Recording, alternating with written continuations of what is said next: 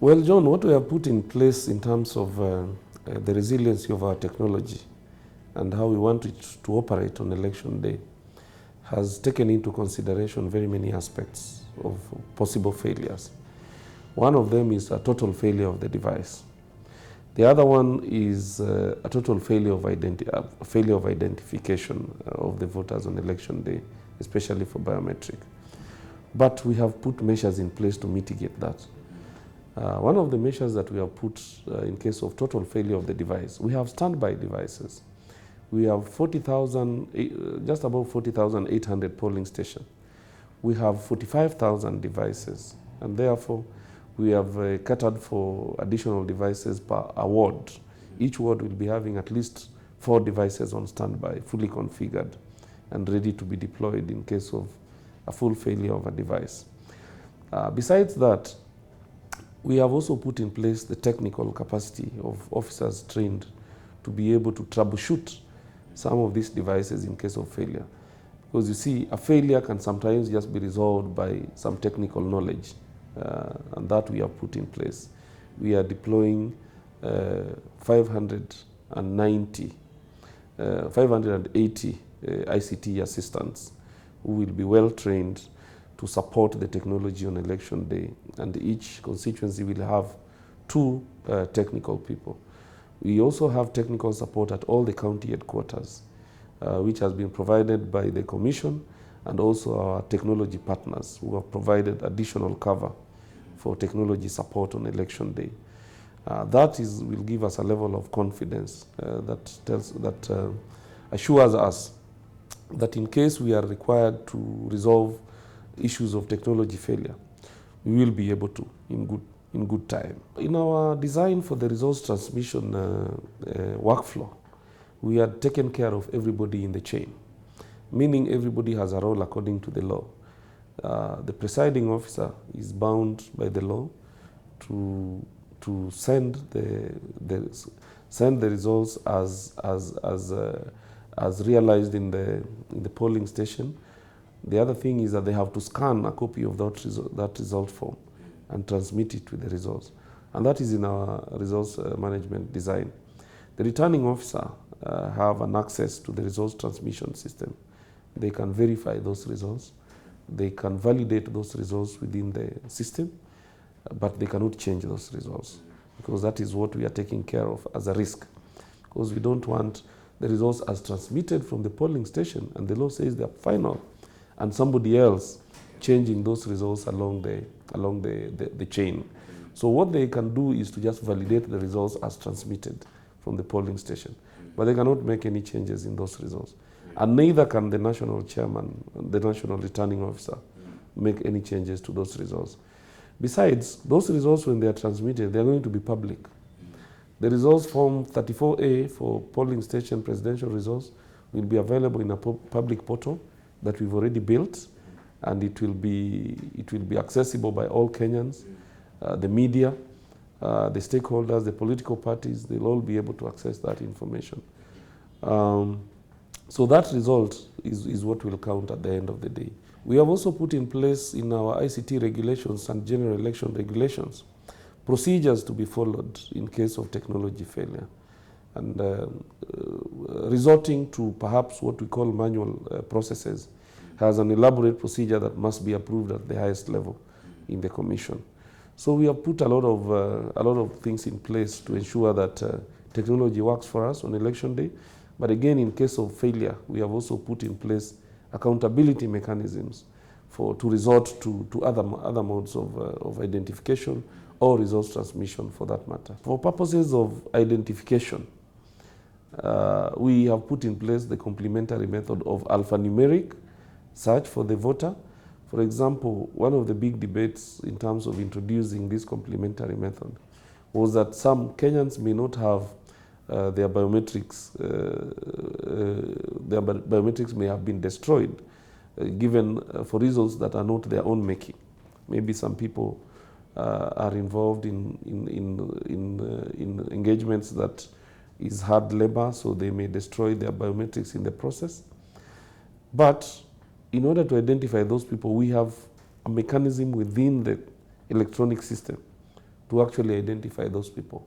And that is what we are calling the alphanumeric search using the identification document. Our system is also able to scan the Kenyan ID and scan the code and retrieve the details of the voter without using their biometrics.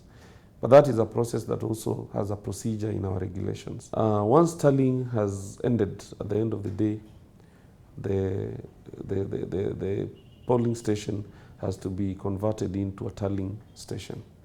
Then the results will be tallied there. And we have the statutory forms for purposes of presidential election. It's Form 34A, where all the results of the candidates will be entered. Once they have been entered in that form, and this time round, we are doing it differently because it's a carbonated form. So the presiding officer will enter the results of each and every candidate.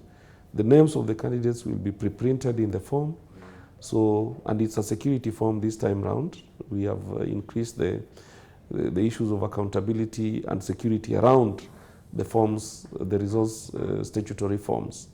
So once they have entered the results in that form, in the presence of the party agents, the party agents will be able to sign those forms to confirm that those are the correct results that have been entered in that form. Now, when it comes to transmission, our results transmission application also has the candidates' names predefined and their party symbols in the system. The issues of the valid votes and the number of registered voters, as I had explained to you earlier, automatically picked from the EVI application by the results transmission system, where it will fill in the number of registered voters is 700 in that polling station. The number of voters who turned up to vote, whether identified biometrically or through alphanumeric search, will be automatically filled in the number of voters that turned up to vote, and therefore the results cannot exceed those numbers. What we are putting in place as a commission is to ensure that we identify and mitigate all the risks that are out there in terms of technology and breach of systems. We are alive to the fact that those breaches are happening right now, but as a commission we have invested in security, especially for our systems. We have secured our system in what we call an end-to-end security solution, which we are saying is going to secure the results and the process from the polling station all the way to the tallying center, because we know there could be areas of intrusion that would exist. We have deployed a 4-layer security topology, mainly from the hardware level, the database level, the application level, and the network level.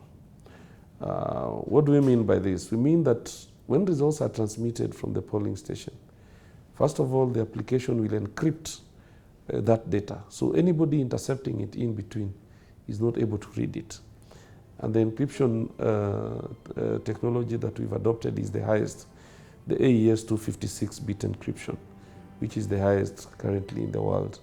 So that is what we've employed for our application level. At the hardware level, all our devices that we are going to use for transmission are going to be hard-coded, so no new device can be introduced in the chain. At the database level, of course, we've introduced the levels of security and scanning of monitoring of the activities across the full network. And of course, we've also secured the network in terms of what we are going to project at the National Tallying Center, the county, and the constituency.